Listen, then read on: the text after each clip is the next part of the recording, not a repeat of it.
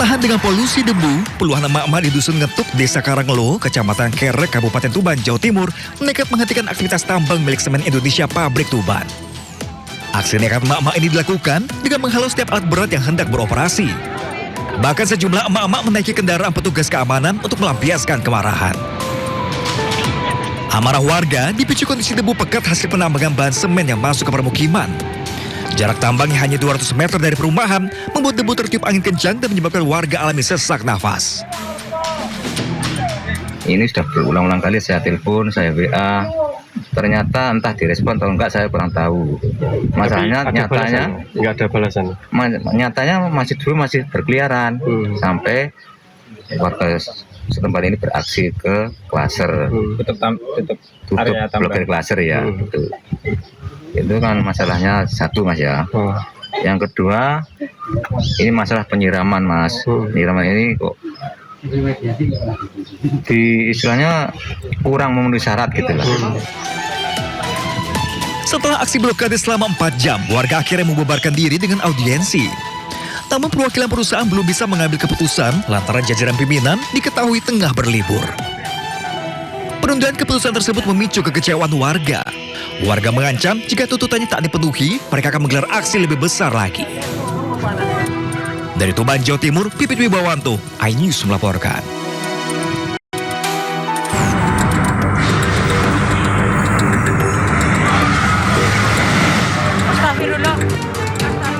Suasana meriah ajang Drift Speed Fest di Gor Satria Purwokerto, Jawa Tengah mendadak berubah menjadi kepanikan saat tribun besi yang mereka padati tiba-tiba ambruk. Penonton berjatuhan dan menimpa satu sama lain disertai jeritan minta tolong. Sejumlah penonton berupaya menyelamatkan korban dengan mengangkat perangkat tribun yang ambruk. Dari hasil pemeriksaan awal pihak kepolisian, diketahui akibat tiang besi penyangga tribun non-permanen roboh karena kelebihan beban. Selain itu, saat kejadian tengah berlangsung selebrasi dan drifter dengan melemparkan kaos kepada pengunjung di tribun VIP. Hal itu mengakibatkan penonton tidak beraturan sehingga beban tidak seimbang. Mengakibatkan karena itu non-permanen, tribun atau panggungnya adalah non-permanen, ya tentunya ada pergeseran itu, goyang segala macam, kemudian rubuh. Nah tentu ini masih dalam proses pemeriksaan kita, ya, akibat yang mengakibatkan sehingga rubuhnya itu.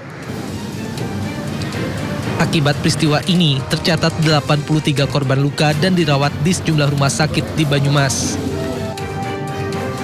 Polresta Banyumas masih melakukan penyelidikan terhadap peristiwa ambruknya tribun VIP kejuaraan nasional Drift Seri ketiga tahun 2026 di Gor Satria Purwokerto, Kabupaten Banyumas. Polisi telah melakukan olah tempat kejadian perkara dan memeriksa sejumlah saksi dalam kejadian tersebut. Dari Banyumas, Jawa Tengah, Saladin Ayubi, iNews melaporkan.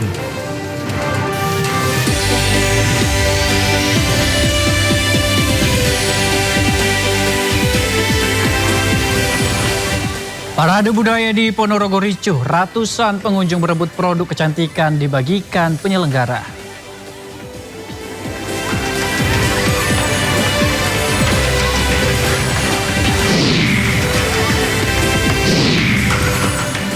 Lagi, kabar duka kembali datang dari dunia kedokteran. Diduga tekanan pekerjaan dokter muda wanita tewas terjatuh dari apartemen Kalibata City.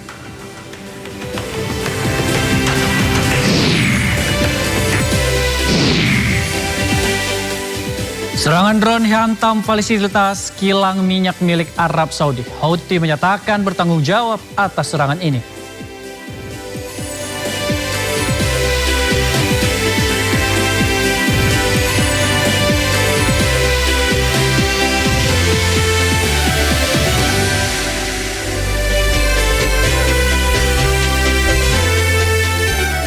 Halo pemirsa, Sindo Malam hadir dengan beragam informasi terkini di tanah air serta mancanegara. Bersama saya Ari Lase dan inilah Sindo Malam selengkapnya.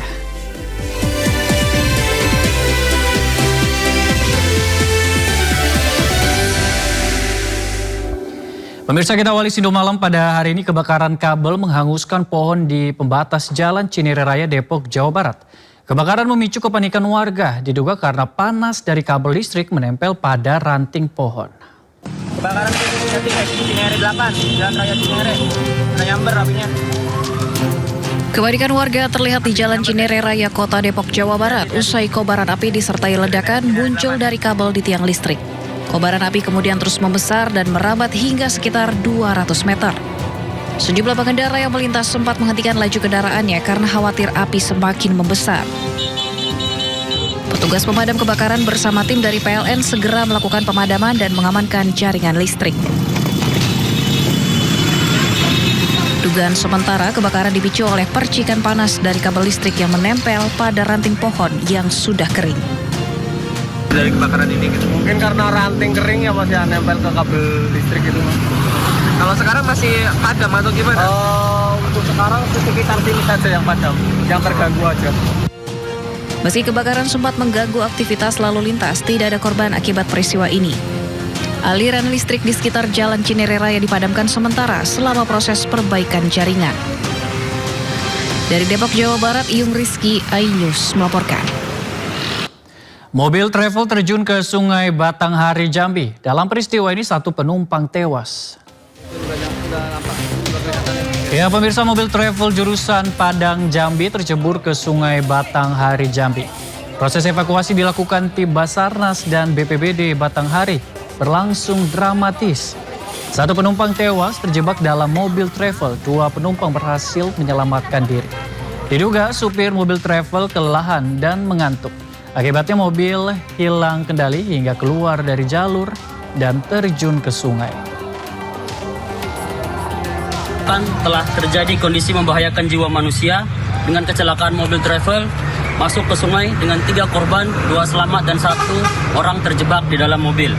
Tim SAR gabungan langsung dikerahkan setelah terima laporan.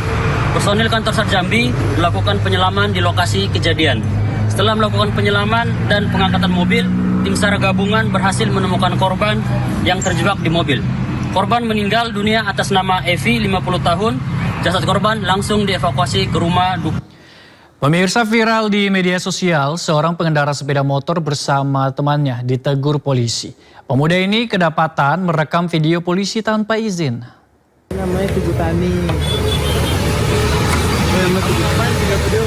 Hah? Siapa yang videoin Bapak? Teman saya ini orang jauh Bapak. Namanya Tugu Tani. Kita kalau ke kiri itu Monas. Kalau ke sana? Sana tempat kampusku. Saya juga dari RSPAD Bapak. Kamu jangan tahu kenapa kamu deketin saya itu bisa jalan. Saya kalau bisa jalan ini dapat saya ambil Bapak.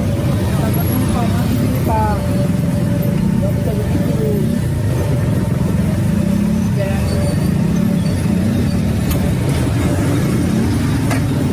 Itu maksudnya apa video saya? Ada yang bikin Bapak. Teman-teman video saya ngapain? Nggak tahu, Pak.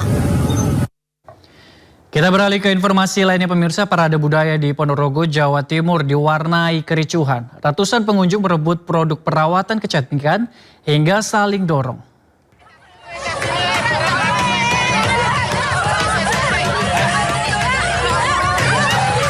Ratusan pengunjung ini saling berdesakan dan saling dorong untuk mendapatkan produk perawatan kecantikan yang dibagikan secara gratis.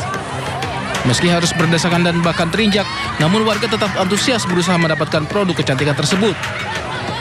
Aksi saling rebut ini terjadi di alun-alun Ponorogo saat digelar acara parade budaya oleh salah satu produk kecantikan. Menurut pihak penyelenggara, rencananya produk akan dibagikan secara tertib, tetapi karena jumlah pengunjung yang membludak, sehingga antrean tidak bisa dikendalikan. Warga pun berharap kedepannya acara melibatkan petugas keamanan agar berlangsung tertib dengan tetap mengutamakan keselamatan. Dari Ponorogo, Jawa Timur, Ahmad Subeki, iNews melaporkan. Ya, pemirsa, polisi menggagalkan peredaran ganja melalui media sosial. Rencananya ganja akan didistribusikan melalui jasa pengiriman barang di wilayah Jawa Barat. Mana di atas sana, di atas. Petugas Unit 5 Subdit 1 Ditres Narkoba Polda Metro Jaya menangkap 3 orang pria pengedar ganja di sebuah kontrakan di kawasan Pabuaran, Cibinong, Bogor.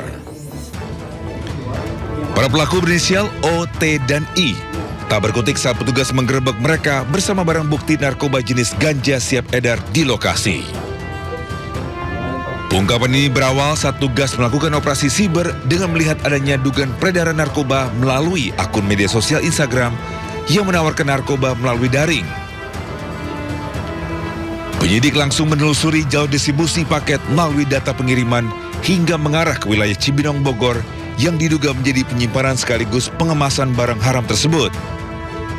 Dari hasil penggeledahan telah diamankan barang bukti yaitu ganja berupa daun, batang, dan juga biji dengan total seberat 8,722 kg.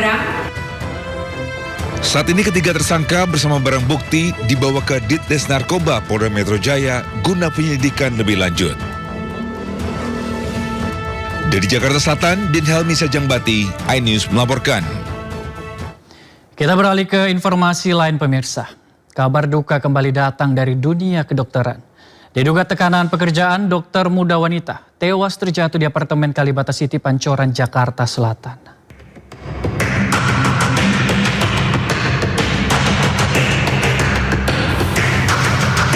Warga penghuni apartemen dihebohkan dengan peristiwa terjatuhnya seorang dokter muda wanita ZM dari lantai 18 ke lantai 2 di Kalibata, Jakarta Selatan.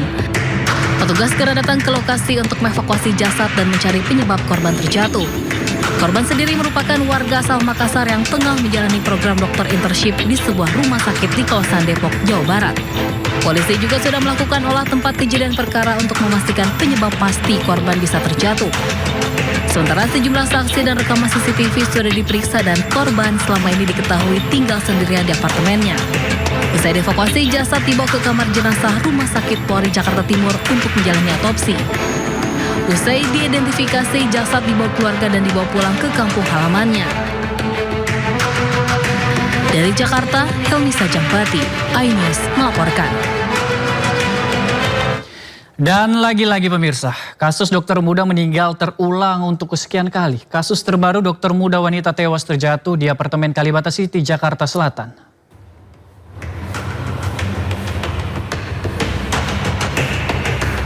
Warga penghuni apartemen dihebohkan dengan peristiwa terjatuhnya seorang dokter muda wanita berinisial ZM. Korban jatuh dari lantai 18 sebuah apartemen di Kalibata, Jakarta Selatan dan jasadnya tersangkut di lantai 2 apartemen. Korban berasal dari Makassar yang sedang menjalani program dokter magang di sebuah rumah sakit di kawasan Depok, Jawa Barat. Jadi informasi awal, korban tinggal sama orang tuanya berdua.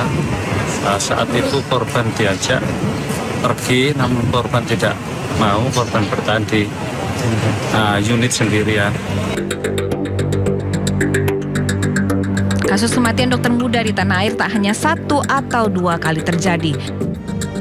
Sebelumnya Muhammad Zulfikar Drakel, seorang dokter koas yang tercatat sebagai mahasiswa Fakultas Kedokteran Universitas Indonesia asal Kalimantan Tengah, ditemukan tidak bernyawa di dalam kamar mandi sebuah penginapan di Kota Lampung.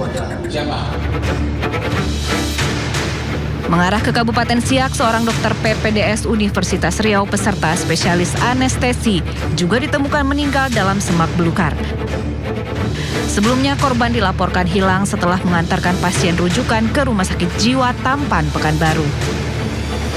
Tak lama sebelum peristiwa itu, Dr. Adrian Rantung, peserta PPDS Universitas Samratulangi juga ditemukan meninggal di kamar kosnya di Manado. Pada akhir Juni lalu, Dr. Ica ditemukan meninggal ketika bertugas di Nusa Tenggara Timur. Kepergiannya memicu berbagai tanggapan serta mendorong penelusuran atas informasi yang beredar di tengah masyarakat. Bergerak mundur ke Agustus 2024, meninggalnya Dr. Aulia Risma, peserta PPDS Universitas Diponegoro, justru menjadi awal terbongkarnya dugaan perundungan dan pemerasan di lingkungan PPDS. Perkara itu kemudian berkembang hingga penetapan sejumlah tersangka. Meski berada dalam perkara berbeda, peristiwa kematian ini menempatkan dunia pendidikan kedokteran dalam sorotan publik. Tim Liputan iNews melaporkan. Miris bermaksud menegakkan aturan kepada siswa merokok, seorang guru SD di Balikpapan justru dikeroyok. Polisi tetapkan 3 tersangka pengeroyokan, 2 tersangka masih di bawah umur.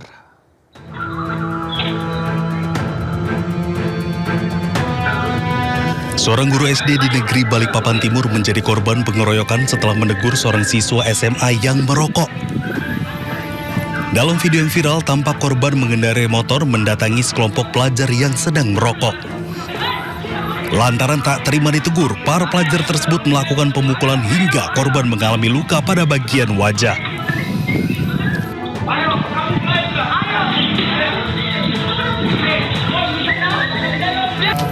Pasca kejadian, Polsek Balikpapan Timur menetapkan 3 tersangka, yaitu 1 orang dewasa dan 2 orang berstatus anak berhadapan dengan hukum atau ABH. Menetapkan 3 orang tersangka, terdiri dari 1 orang dewasa, inisial JS, dan 2 orang ABH. Untuk yang dewasa sudah kami lakukan penahanan. Polisi telah menahan 1 orang tersangka dewasa, sementara 2 orang berstatus anak berhadapan dengan hukum masih dalam pemeriksaan. Dari Balikpapan, Kalimantan Timur, Ardi Wirya, iNews melaporkan. Pemirsa, presenter TVRI Papua Barat Yanto Idorwai dilaporkan hilang usai terseret arus sungai di Kabupaten Pegunungan Arfak ditemukan tak bernyawa. Jenazah korban ditemukan warga dan keluarga setelah 9 hari pencarian. Ya pemirsa, hari ke-9 hari pencarian, jasad Yanto Idorwai, jurnalis TVRI Papua, akhirnya ditemukan. Presenter TVRI Papua Barat itu tewas dengan kondisi tersangkut bebatuan di kawasan air terjun Danau Anggi Gida, Kampung Sirsang, Kabupaten Pegunungan Arfak. Aparat TNI dan Polri bersama warga mengevakuasi jenazah dari medan yang terjal dengan kondisi arus sungai yang deras dan cuaca pegunungan yang berubah-ubah. Jenazah korban dibawa ke RSUD Manokwari untuk pemeriksaan visum. Sehingga bisa memastikan bahwa almarhum saudara Yanto itu posisinya ada di Calabatu, di lokasi kejadian terpelincir media sekitar 10-15 meter di trap ketiga. Seorang pedagang nasi uduk yang gerobaknya hancur dirusak saat terjadi bentrokan di Jalan Matraman terharu saat mendapat gerobak pengganti. Pedagang ini hampir kehilangan mata pencariannya lantaran tidak punya biaya memperbaiki gerobak. Assalamualaikum. Selamat. Dari maju ya, zoom aja ya.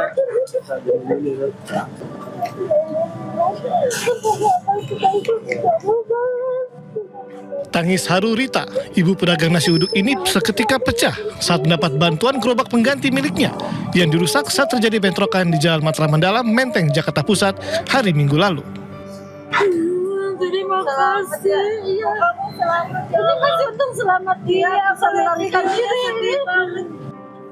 Ia tak menyangka mendapat bantuan sebuah gerobak baru lantaran belum punya biaya untuk memperbaiki miliknya yang hancur saat dijaga putranya ketika bentrokan terjadi. Anak pertama. Berapa anaknya? Anaknya 2, yang 1 di Pondok Kasih. Sharing sama. Ia berharap tidak ada lagi keributan agar usahanya mencari nafkah untuk menghidupi keluarga bisa berjalan lancar dan aman. Pokoknya terima kasih banyak, demi Allah Teteh berterima kasih dari lubuk hati yang paling dalam. Ternyata kok di balik musibah Teteh ada orang yang peduli ke Teteh, sangat baik ke Teteh gitu. Kekerasan itu tidak menyelesaikan masalah. Masalah diselesaikan dengan kekerasan akan melahirkan hal yang lebih pahit lagi. Bisa diselesaikan duduk bareng lah. Ya. Sebelumnya, gerobak penjual nasi uduk menjadi sasaran pengerusakan sekelompok pemuda di Jalan Matraman Dalam, Menteng, Jakarta Pusat pada Minggu 26 Juli lalu. Perusakan diduga dipicu ketidaksenangan kedua pemuda berboncengan sepeda motor yang ditegur pelanggan nasi uduk ketika menggeber suara motor. Dari Jakarta, Rani Sanjaya, iNews melaporkan. Gubernur DKI Jakarta Pramono Anung meminta bentrokan yang terjadi di Jalan Tambak Menteng, Jakarta Pusat tidak dikaitkan dengan isu etnisitasi. Pramono menegaskan bahwa Jakarta terbuka bagi siapapun. Menurut Pramono Anung, persoalan di Jalan Tambak Menteng merupakan fakta yang terjadi di lapangan dan harus diselesaikan dengan kepala dingin. Oleh karenanya, ia mengajak seluruh pihak untuk menahan diri agar tidak memperluas konflik. Pramono menegaskan Jakarta harus menjadi kota yang aman dan damai bagi siapapun. Ia pun mengajak seluruh masyarakat untuk turut berperan menjaga kondusivitas di ibu kota. Jakarta ini adalah kota yang sangat terbuka. Keanekaragaman di Jakarta itu selama ini terjaga dengan baik. Sehingga saya betul-betul tidak mau ada isu berkaitan dengan etnisitas di Jakarta. Karena Jakarta yang sudah aman, nyaman, tentram, bahwa kemudian ada persoalan seperti di Matraman itu adalah realitas yang ada. Tetapi saya meminta kepada semuanya untuk menahan diri dan kita menyelesaikan dengan kepala dingin. Sementara itu, Gubernur DKI Jakarta Pramono Anung menyampaikan keprihatinan serta duka mendalam atas bentrokan di Jalan Tambak Matraman, Jakarta Pusat yang menelan 1 korban jiwa. Selain telah menginstruksikan jajarannya untuk berkoordinasi dengan aparat penegak hukum serta tokoh masyarakat, Pram juga meminta para pelaku bentrok ditindak tegas. Melakukan dan menginstruksikan kepada jajaran pemerintah DKI Jakarta untuk berkoordinasi dengan aparat penegak hukum, dengan tokoh masyarakat, tokoh agama, tokoh pemuda, guna menjaga situasi agar tetap berjalan dengan kondusif dan damai. Pemerintah Jakarta sepenuhnya menaruh harapan setinggi mungkin kepada aparat penegak hukum untuk menyelesaikan persoalan ini secara baik-baik, melakukan penyidikan sesuai dengan ketentuan peraturan perundang-undangan yang berlaku. Secara khusus, sebagai Gubernur Jakarta, saya menghimbau kepada semua masyarakat kita untuk kepala dingin, tidak melakukan tindakan provokasi yang berpotensi untuk memperluas konflik, tidak menyebarkan informasi atau disinformasi yang tidak berdasarkan fakta, dan tidak... Pemirsa, harimau putih bernama Anggun yang menjadi daya tarik Kebun Binatang Semarang dinyatakan mati. Satwa langka itu mengalami infeksi diduga akibat kesalahan prosedur anestesi oleh tim perawat satwa. Seekor satwa langka harimau putih bernama Anggun milik Kebun Binatang Semarang ini terekam amatir saat sekarat hingga mati dan viral. Akibatnya, kematian satwa ikon Kebun Binatang Semarang ini menjadi pukulan bagi pemerintah kota Semarang.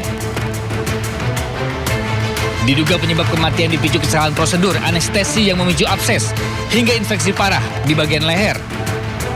Kehilangan ini pun sangat disesalkan karena selama ini Anggun menjadi ikon dan daya tarik wisatawan datang ke Kebun Binatang Semarang. Wali Kota Semarang pun meminta dilakukan penyelidikan menyeluruh untuk mengetahui penyebab pasti yang melatar belakangi kematian Anggun. Selain itu, diharapkan hasil penyelidikan bisa menjadi bahan evaluasi petugas yang bertanggung jawab dalam perawatan satwa. Dari Semarang, Jawa Tengah, Wisnu Wardana, iNews melaporkan.